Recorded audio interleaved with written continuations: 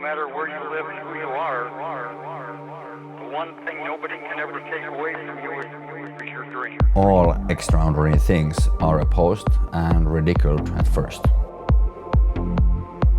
My name is Jari Kuosma. I'm the owner and founder of Birdman Ltd, which is the creator of the first commercial wingsuit.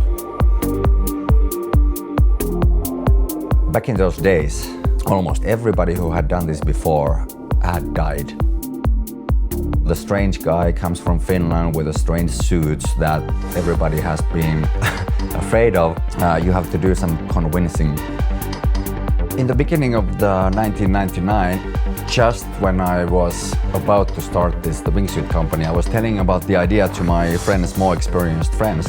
I remember they were laughing at my face. They just thought that I had completely lost it. Jumping, of course, the first time you had to overcome your fears and you had to be absolutely convinced that you did it better than all those other guys. You have to think of yourself that, am I willing to do this? Am I willing to risk everything what I have, which is your life? Then you take that leap of faith. I knew it was working right away. I felt this incredible freedom. It was the best moment of my life. I knew that this was the future. And now we know it is. In the quest for their dream, won or lost, but did it all, living their dream. So, in English, welcome Jari Kuosma, Birdman, and it's always a pleasure to see you. You're one of the most happiest faces I've seen. Thank you very much, Sini. It's really, really great to be here. So thank you very much for inviting me again. And yeah, you're like one of the most positive people I know, and I'm amazed about your life and your stories. And thank you for joining us today. And I hope to hear a lot of your adventures, because this video will be made for the Father's Day of Scandinavia in Sweden and Finland. It's the same time on Sunday. And in November, which is surprising because it's completely in a different day in many countries across the world. So we'll be making this broadcast for the fathers and make them feel happy about your adventures and different kind of skydiving experiences. So how are you doing over there, by the way? Oh, I'm doing absolutely fantastic. So and it's really interesting that we have this recording today on the Father's Day, and the subject matter that you are introducing, I think that it's quite suitable. So first of all, I would like to say Happy Father's Day to all fathers, and I guess Happy Father's Day to my father too, although he can't be listening to this right now because he passed away 35-ish years ago or something like that, but he was definitely inspiration for me, and as they say, like father, like son.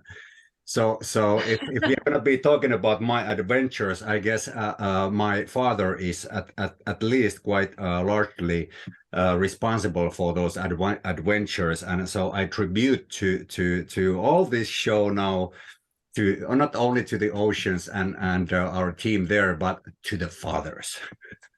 Yeah, that sounds so lovely. And I have the same story. My father also passed on 2019. But we carry the Father always in the heart. There's nobody the same. There's only one Father and a very special role in our lives. So I enjoy his memory very much, and I hold him really precious, and I'm very proud of him in many ways. So he made me courageous towards the world. So I'm very grateful as well. So he was a fun father. And so let's hold our fathers in our hearts and in our minds with great gratitude, and bring joy to all the fathers across with this little video. And I was just looking at the world map, and I was thinking in my mind, gosh, you must have flown above and been in skydiving across the whole world in so many areas. So which was your favorite sky to jump from, and which was the favorite ocean that you saw from the heights of the skies? That's a very, very good question, and a very large question as well. I've been jumping in over 40 different countries, and I have been always extremely interested of the people, the geography, the cultures, and the history of those places where I go, with always much more questions than answers, and always with the extremely open attitude to just suck in and learn as much as I can, and not to give any of my own prejudices to the place and people, because that's the only way, well, at least for me, that I felt that I can learn the most. So every place have their very, very unique things and very unique people, very unique culture, and they all together make the whole. So for me as a skydiver, it was always very interesting to see the whole bigger picture. And especially when I'm looking down from 13,000 feet or 4 kilometers height, you see things a little bit differently. At least that time you're up there. Then you have to return to the earth, and then again you see things from another perspective. But yeah, so they are different things and give you this perspective. But when you ask about different places, yeah, I don't have any favorite place, but I have memorable memories from every place I've been. And I guess the first thing I'd like to mention is Norway, because Norway is extremely interesting place. First of all, its geography is amazing. It's not from this world. It's not from the flatlands, that's for sure.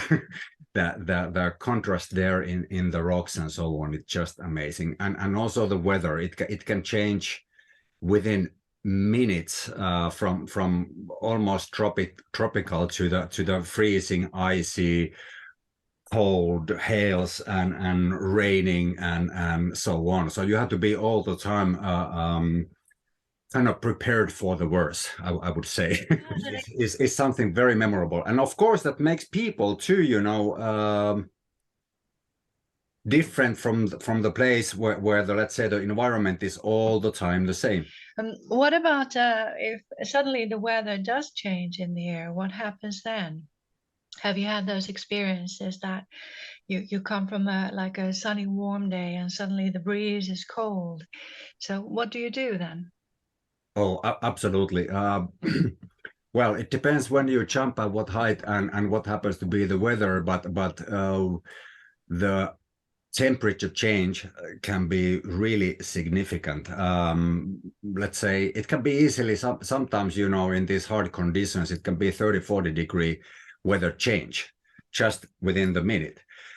And then, of course, the winds can change from extremely high top winds to the calm underneath. They can also flip 180, depending where you are, because the air pushes you this direction from the top layers, and then to that direction from below. So you have to be all the time, especially when you navigate, when you are flying in the air, you're truly flying, but you don't have an engine except your own gliding abilities. You have to kind of sense where the wind is going and use your all senses. So it's extremely interesting environment and teaches you a lot about nature and how we are just part of the nature, but we are part of the nature and we have to cope in that. Wow, that's so fascinating. And what comes to mind like this video today is for the fathers across the world, not only in Scandinavia, even though Father's Day is now on Sunday, but it's for all fathers across. And of course comes to mind adventure and maybe some masculine trials and exploring. And here in Scandinavia, do you want to hear about the adventure? Please tell me. Okay, because this is related to the different part of the world, and a little bit of adventure, I would guess, and also to the oceans. So it's been like, I think it was your 2000 or something like that. So some time ago. But anyway, I was hired to travel to South Africa and make a flight for Nelson Mandela, because it had been a decade or something like that since he got freed from jail. And so I was supposed to do a stunt and fly in from on top of the Robben Island. That was the island where they kept the inmates there, and then fly on top of that to freedom, so to speak, to the mainland, over I think 7 kilometers straight of really heavy sea currents and things like that. And we were supposed to have international team and the airplane that took us high enough so that we can make the flight, but then they ran to some financial problems. And in the end, the international team was just me, and then we had a little Cessna, so we couldn't get the complete altitude, and I I couldn't get so much altitude, which also meant that it was very difficult to then fly the distance that we were planning. And of course, the problem is not only that there is the ocean and you can drown there, and that it's very cold, down there with the heavy currents, but also it was rumored to be full of sharks. And so I did the flight, and that's no fun. That's not that went really, really well. It was very interesting from the air as well, and the whole history of that place and everything. And I was able to just make it to the shore, and there were people waiting for me and so on. We had great time, and TV was there, and I was not eaten by the sharks, so that was a good experience and nice adventure. not even a one limb, here you are, okay. Right. And you're also thinking about that diving. You're a skydiver and a diver. Mm-hmm. And I think this is exciting. Like, have you ever come from the sky directly and then dived to the waters as well on the same trip? Not really intentionally, but unintentionally yet, because I made maybe mistake or something like that, and I had to land in the ocean. And but anyway, not with the scuba gear. That would be the kind of James Bond stunt and can be made, but that's a different kind of planning and so on. But yeah, they are two extremely interesting environments, and yeah, completely different kind of environments, because it's another world down there. Oh, absolutely. What happened when you did land on the waters? I just couldn't make it to the shore, and so I had to get rid of my gear really, really fast, and so that I don't get entangled, and then I was close enough shore that I could just go in. And sometimes we have boats there waiting for us in case we need to be saved, but I never was in that kind of situation. But I have many friends who've been to that situation too. So we try to prepare for the worst, but sometimes the worst can of course happen. Absolutely. And even though we're positive people, we've known each other for a very long time, since school time. We do look at the serious side of the oceans and the skies. So we laugh here now, but of course we remember all of that in our hearts and are not naive about these elements. But when I think about the oceans across the world, they are so different. Like, you have the saying, the Birdman motto is like, as above, so below. Mm-hmm. And what came to mind is like, as above the equator, so below. Or is it all different? Like, of course it has to be because of the climates, but very curious to hear, like, it can be so different in different sides of the world, and ocean depths are different, which makes everything, the water cycles different and everything.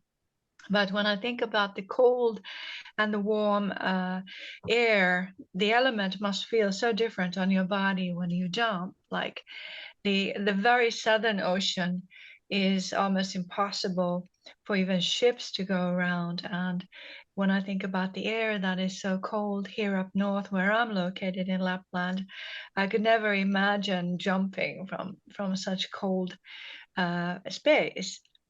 So how do you deal with these different feelings? Like, you feel the cold water on your skin, it feels almost like some rocks hitting your skin, and then the winds are going back and forth. And so how do you handle your body and the landing in the way that you're always safe in these kind of conditions? Yeah, that's a really good question. The cold factor is something that you have to take into account and plan ahead, for the different stages of the entire jump. So you have the ground temperature and where you prepare things before you go up. And if the ground temperature is too cold, for example, then you have to prepare yourself inside, because otherwise things freeze. Like, for example, we use some rubber bands in our gear and other technical things that can simply freeze. And if they freeze enough, they don't anymore function the way they are supposed to. So that's the ground preparation. Then we have to go up, and it can take anywhere between 15 to 40 minutes. And temperature can change from 0 to, coldest I've been jumping was -44. Wow. And that's -44, and we have some sort of the warmth inside the plane, but as soon as you open the plane, the cold hits you. It hits you like a sledgehammer. And that's when you need to control your mind. I mean, it's cold, it's going to freeze you, that you have only certain time period that you can basically stand there before it starts doing too much damage to you. So you have to control your mind during that time, and just basically tell your mind not to care about that, and focus on the matters that you can control. Then you get to the free fall and you start flying average 220 kilometers an hour, sometimes faster.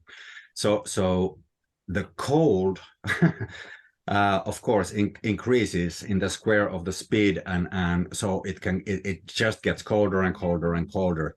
And of course, it's going to be the parts in your body which are most far away from your center that freeze first. So it's going to be your toes, your fingers, and your head and your nose. I froze all these places many times, and that can be kind of painful, but you just have to keep functioning no matter what. You also start losing the feeling in your body, because you have, first of all, so many clothes, but then again you start to get numb as well. So then that's also a real challenge. And then, but you start coming down, it starts getting warmer. You open the parachute, and then you have to start working with your body, other things there. And in spite of the cold, you still have to operate everything, and your fingers might not even work at all, but still you have to make them work so that you can operate certain things, and like your parachute, for example, and in my case, wingsuit and things like that. So yeah, cold can make it extremely challenging as well. But when you're jumping in the south and equator place and so on, that's like why we like to go there. It's really warm, it's beautiful, it's nice. We can jump without the shirt and just enjoy it. It's a pure joy. So it depends. Sounds just fascinating. And what comes to mind is, like, how does a parachute endure cold? Is it how does it tolerate the cold weather when you jumped? They tolerate it really, really good. I can't really remember any issues. Things that it doesn't like to tolerate in the long run so much is like when we jump in the desert or places where there's lots of sand. The sand starts to become like a sandpaper between, and it starts to make some damage for the parachute and the lines and so on. But the cold is quite okay. Besides, wing, any kind of wing, was it parachute or your body or airplane, it flies much better in the thick air. And the colder it gets, the thicker the air.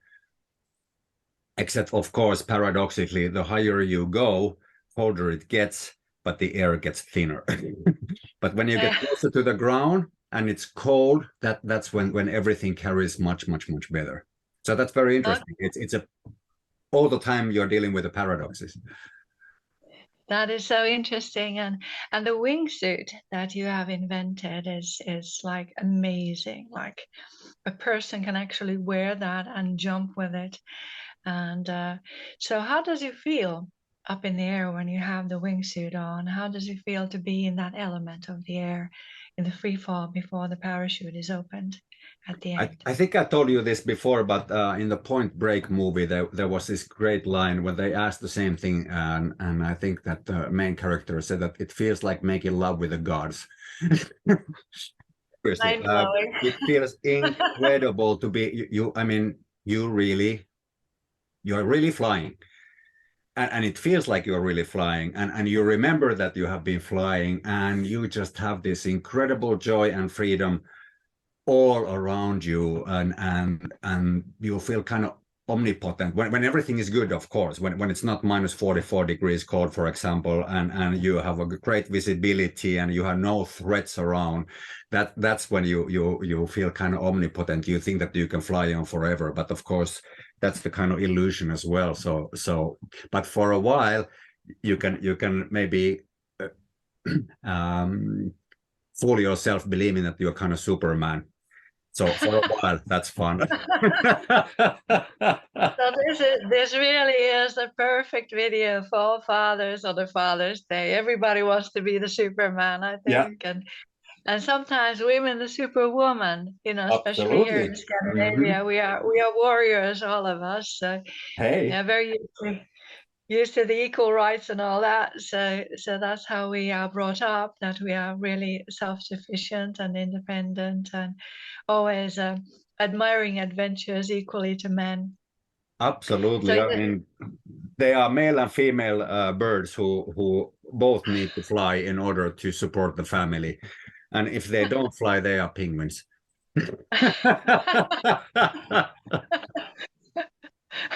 reminds me a couple of people those as well. Plenty of those around too. That's so funny. I mean, often when we talk about the world and the oceans, there's so many funny stories that I remember you have told of your experiences. And when I think about the world map and all the oceans across, there's so much like to be explored and so much not yet found, especially, of course, in the deep waters, but in relation to the air. Like when you're flying there, you have been in such a luxury spot that you have been able to see the world from such a free feeling. And these stories that you tell are so fascinating. Like you have done this for so many years, and the skydiving suit and everything. So it is an experience that not many people have shared. So can you relate or remember a story that is one of the top stories of your whole skydiving career that comes to mind? That was a special experience. Hopefully not to bump into a hawk or something in the sky or any accidents happen, but something that really was a special experience that we can tell the fathers on this video as a super adventure that you can remember. Super adventure. I always remember this super adventure in Venezuela I did. And there I was hired to teach local skydivers, novice skydivers, how to skydive. And so it happened that there in Venezuela, they don't have too many places and too many professional skydivers there. And in that place, in the middle of the Venezuelan jungle, they also had their special forces training. And so I got to know this one guy who was a general of these Green Beret special forces, and he hired me to teach a couple of his troops there, because he told me that they had some problems. And this story is quite long, so I make it extremely short, but just so that you can get the idea. And we come to the fathers part, trust me. So anyway, I went after a couple of guys, and I was just supposed to watch what's going on there, but they went out of, we jumped from the helicopter, and they went out of the control right away. And the deal was that I was not supposed to really communicate them or do anything like that, just to go to watch and then give feedback. But since they went out of the control, I had to go after them, and I actually had to open their parachute because they were not themselves able to. And this happened there twice. And actually, they gave me the Medal of Honor for that. So anyway, the same guy, this general who had hired me, later on, after a couple of days, and these things had already happened, he came to talk to me. He took me to the side very, very, very seriously and started to tell me his life story. So when he had been about 20 years old, he was part of the Venezuelan Navy. They went for the tour around the world, and they had made a stop in Helsinki, Finland. And there he had a love affair with a Finnish woman. And, you know, then his trip continued. But later on, he heard that he had a son in Finland, whose name was Jari. And he lived in Lahti, Finland. And he gave me this handwritten letter to his son from the father, and asked me if I could find this Finnish person who had the same name as me, who was about the same age as I was. And I said, okay, I don't even live in Finland anymore, but next time I go there, I promise I do my best.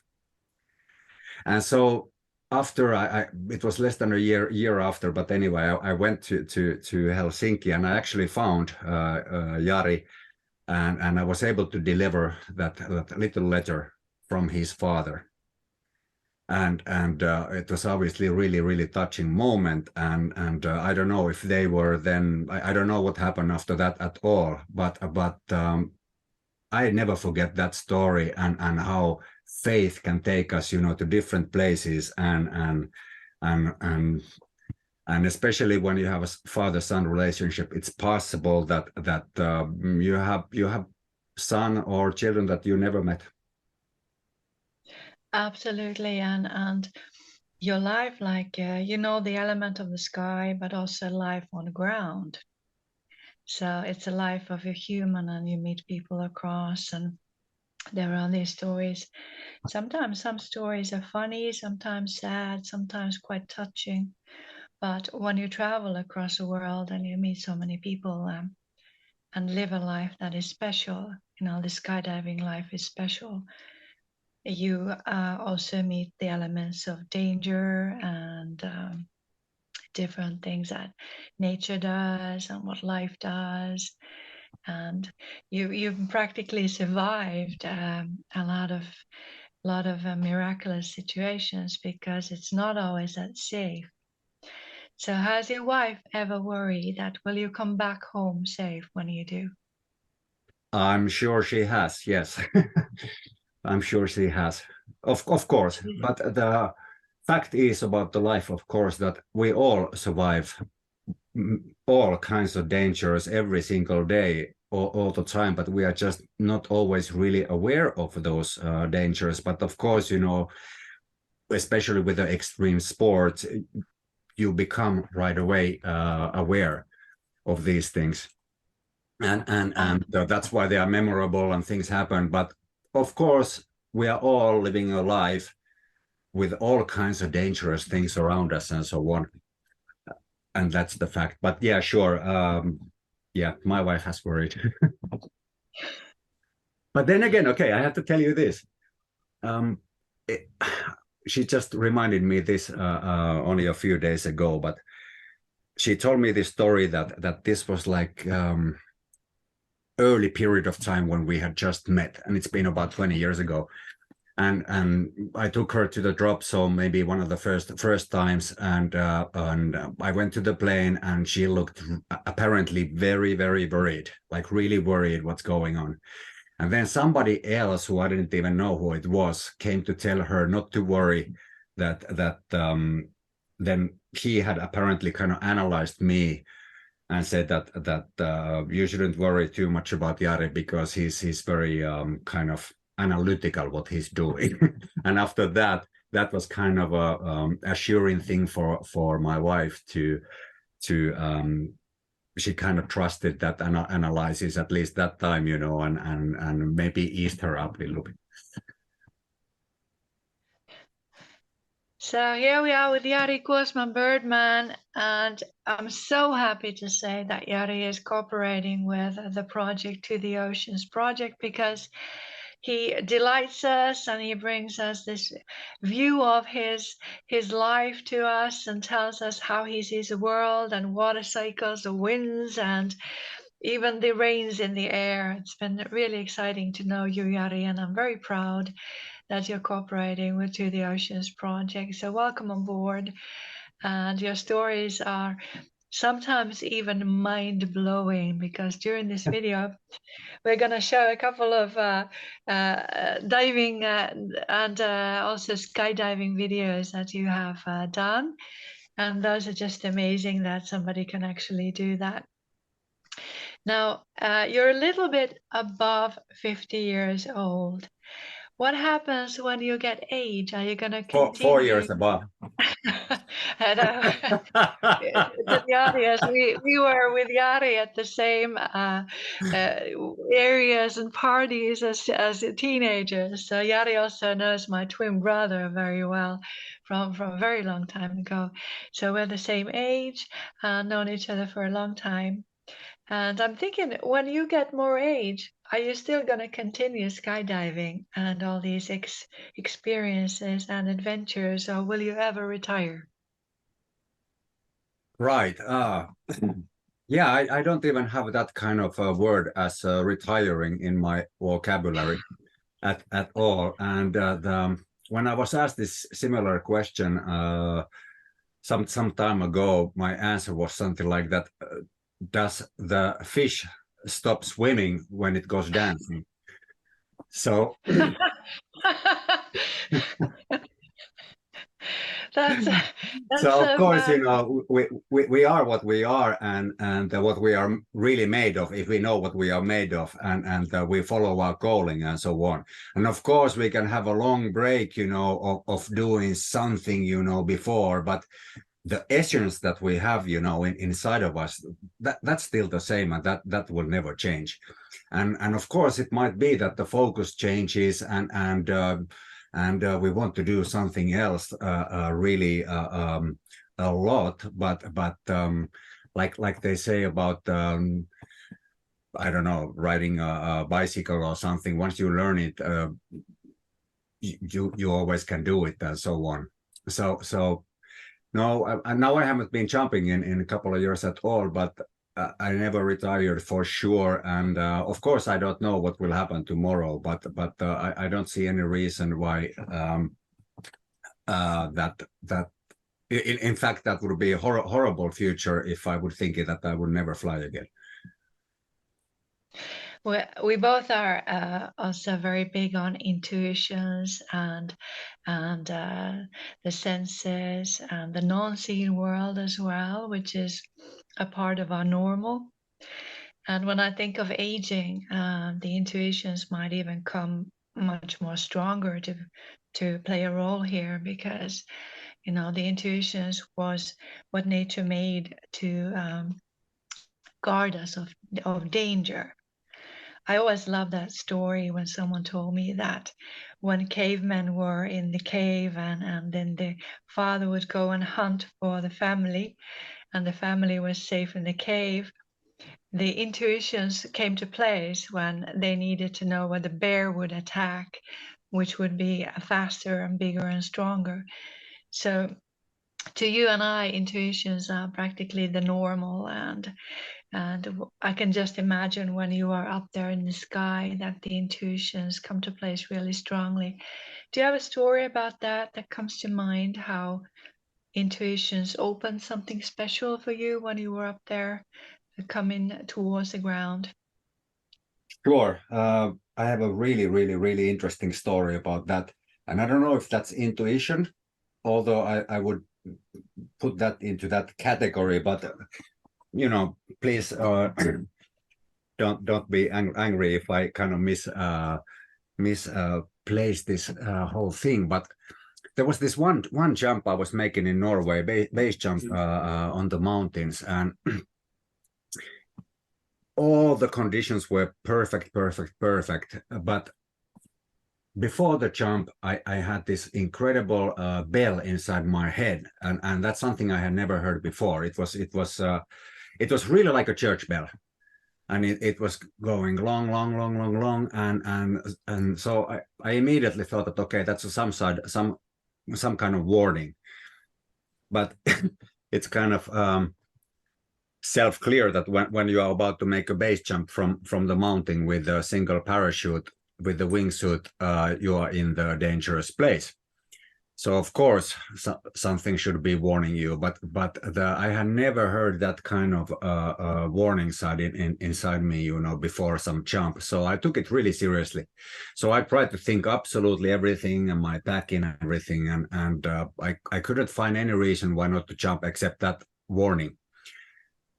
But I decided to jump anyway. So I jumped, and it started to go really fine. It was really incredible flight until almost to the end, because then I went to open my parachute, and my pilot chute got into burble. I think I told you this before, but anyway, that was extremely close call. And the reason that I'm still here telling you this story was that because that warning bell during my flight was increasing, I just decided to kind of stop the flying part and open the parachute a little bit sooner than I would have normally made. And because I gave myself few seconds extra time, and I'm talking just a few seconds extra time, that saved my life. So that warning bell inside me, and yeah, and it has never happened like that since. And so it's not something that happen often, but I learn how to listen my intuition or to see the signs from the environment too. You know, I just learn how to look at those, how to listen things, and so on. And if I see or hear something or smell something really extraordinary, it just means that you have to pay attention. Absolutely. And I often say to men that it is not a feminine thing to be intuitive. You know, it was always a part of people. And there are many stories of those who were in the battlefields that had intuitive messages before something happened. So it's kind of something that nature gave us, you know, in the way that the senses sometimes are not enough, and especially when we get age, we need other things, and we need wisdom and awareness and all that, and hopefully some luck too. But your profession is so interesting, and I would like to hear about the diving side as well. Which areas have been your favorite places that you have dived, and which animals and ocean marine creatures were intriguing and exciting?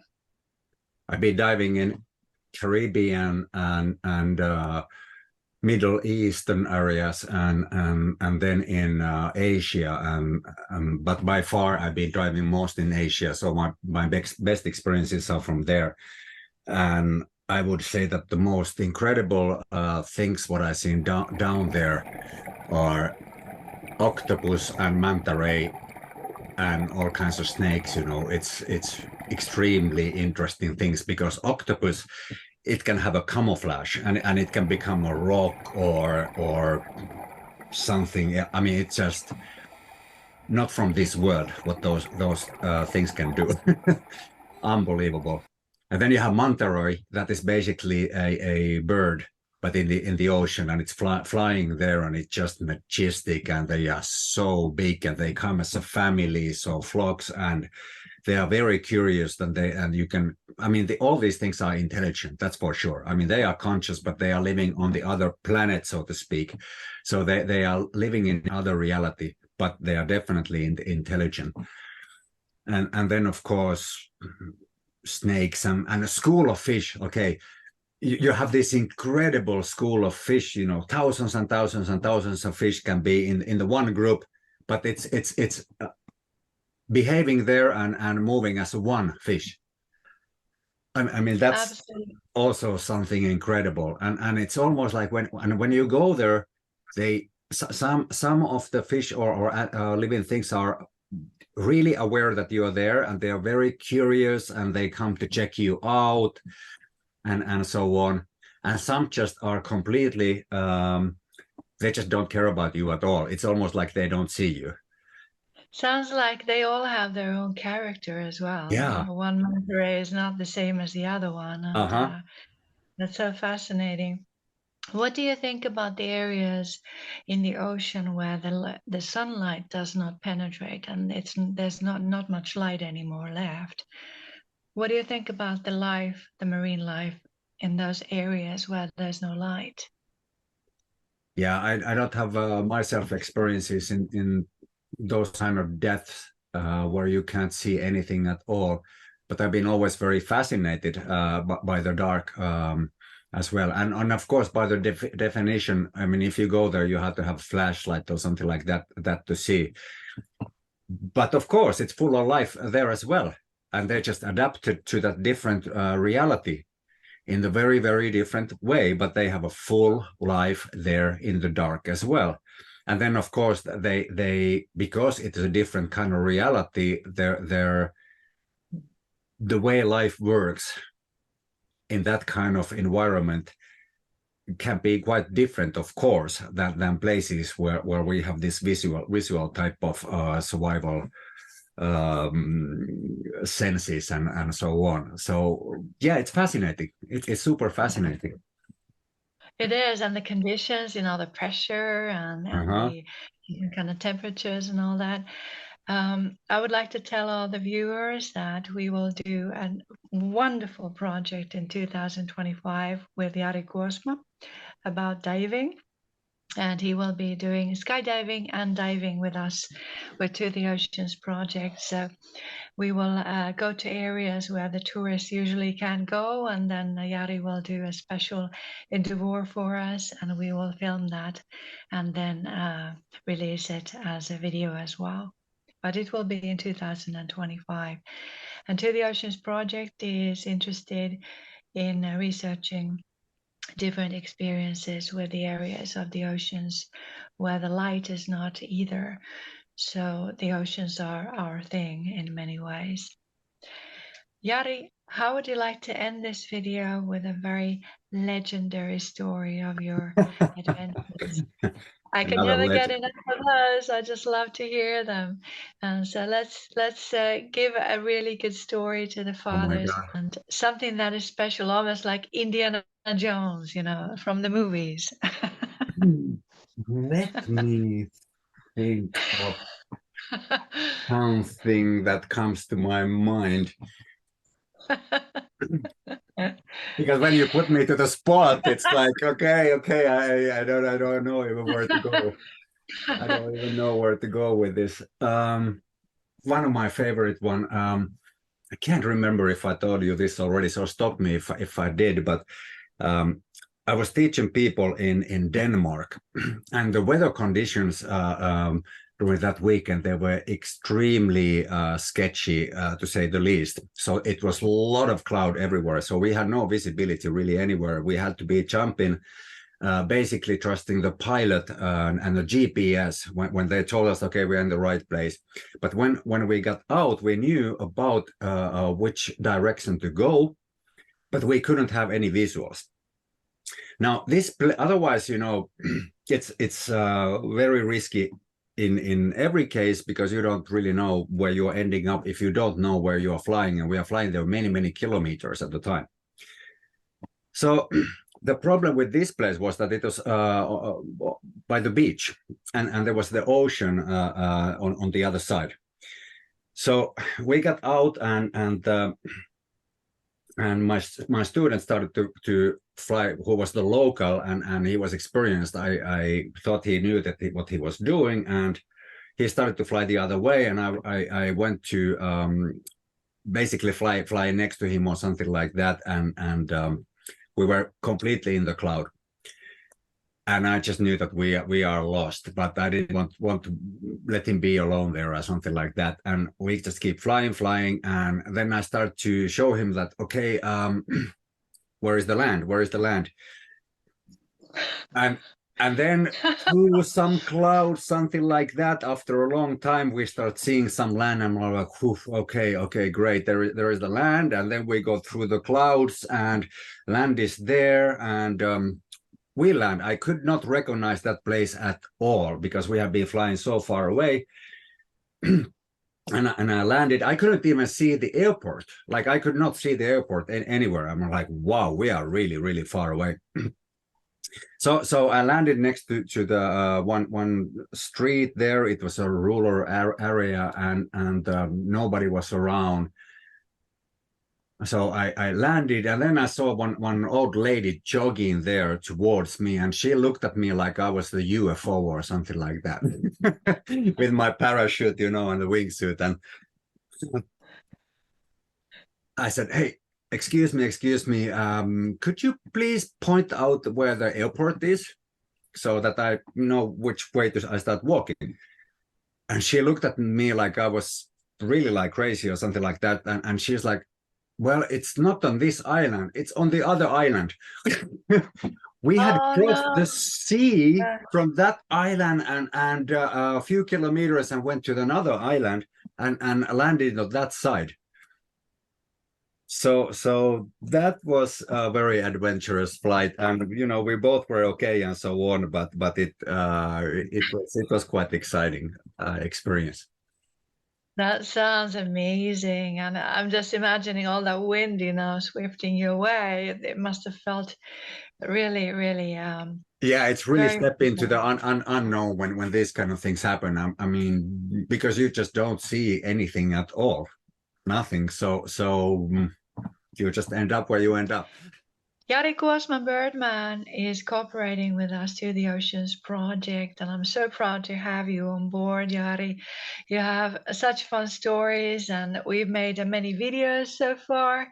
And just to follow your skydiving adventures and exploring and all these beautiful, beautiful experiences you've had. Very proud to have you on board, and thank you for joining us. And your views about the oceans, the skies, life, all these fun stories will be shared with this project. And 2025, we will have with Jari Kuosma this special video that we will make of his adventures in skydiving and diving experiences then that he makes for the project. So Jari, what would you like to say to all the listeners and the viewers of To the Oceans Project? Well, first of all, I'm extremely proud. I'm very happy to be part of it, and I'm looking forward to meet the rest of the team as well. And of course, this future possible projects that we are going to do, I hope that we can take people for much more than just a ride, because we are taken for the flight and we are taken for them to the dive, and perhaps we can raise some really interesting, not only awareness about the main subject, which is the oceans, but many other things that are part of our human development, and this adventure life. And I think that we have a great opportunity to take our audience and the people who are involved and many more to this kind of special realization of the life. Jari Kuosma is a super adventurer to all the viewers, I would like to tell, but he's also a mystical man, a very, you could say, even intuitive and meditative, and has strong senses about life. A lot of experiences with sky and nature and the oceans, but you also have a deep relationship to the mystical side. So this is delightful for To the Oceans Project, that we can talk about the non-visible and visible of nature and the winds and skies as well. So you have so much to tell us, and I'm grateful that you joined our team. Thank you for coming, and we're looking forward to cooperating with you. Most welcome, Sini, and I'm also looking forward to touch these quite occult subjects, but they are very important because I think that, you know, in the normal life, we maybe touch about 5% of the thing, but then there is 95%, which is invisible. But this invisible, just like you asked me the question about the dark side of the ocean, where the light does not go. So the same thing about this universe of ours, 95% or whatever huge part is something called dark matter. So what is that? What is the dark matter? And I think that, you know, that's also something that we can touch later on in other episodes and so on, because they affect our lives. Absolutely. And there's so much to explore of the world and the oceans. And when we think how deep they can go, it's just so filled with mystical stories and things people haven't found yet. And I'm so grateful that AI is now researching the ocean bed. And I'm just looking forward to these findings that they will release by 2030. So we are living in really interesting times regarding nature and oceans and the skies. So we're just beginning our cooperation. So there's many years to come. And thank you, Jari. And just keep safe, you know, safe up there when you're skydiving and diving. So take good care of yourself. And we'll hear more from you very soon. Thank you very much. Looking forward.